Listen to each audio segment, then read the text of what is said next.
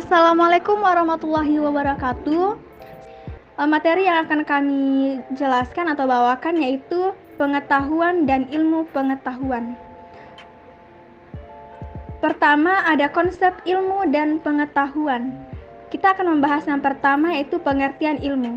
Secara etimologi, ilmu berasal dari bahasa Arab, ilmu yang berarti memahami, mengerti, atau mengetahui. Dalam bahasa Inggris, ilmu biasanya dipadankan dengan kata skins. Dalam bahasa Indonesia, kata skin berasal dari bahasa Latin dari kata skio dan skir yang berarti tahu. Umumnya diartikan ilmu, tapi sering juga diartikan dengan ilmu pengetahuan, meskipun secara konseptual mengacu pada makna yang sama. Dari pengertian yang terdapat dalam Kamus Besar Bahasa Indonesia, ilmu dapat diartikan sebagai sebuah pengetahuan yang disusun dengan metode tertentu.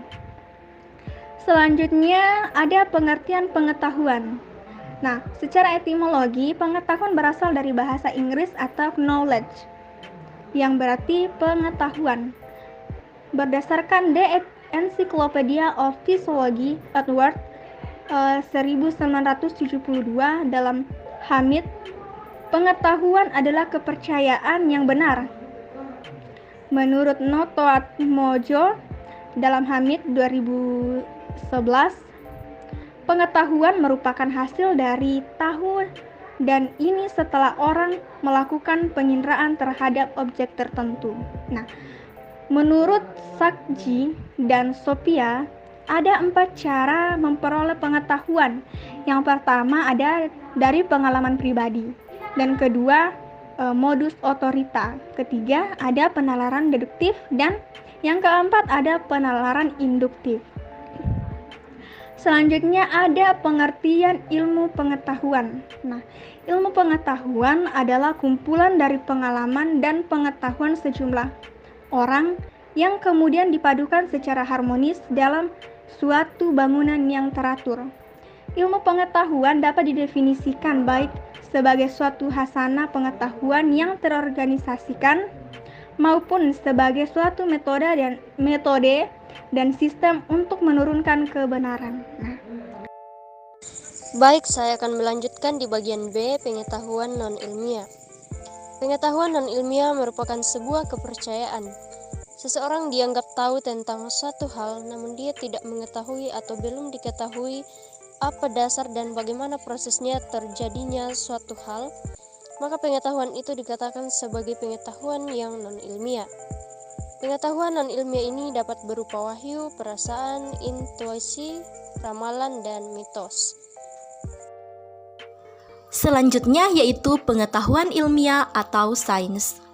Pengetahuan ilmiah adalah pengetahuan hasil penyesuaian terhadap kenyataan yang diperoleh dengan metode ilmiah dan memenuhi syarat-syarat keilmuan. Oleh karena itu, pengetahuan ilmiah sering diistilahkan dengan ilmu.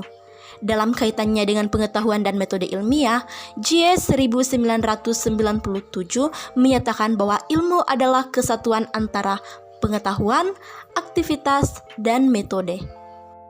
Yang terakhir yaitu sikap ilmiah.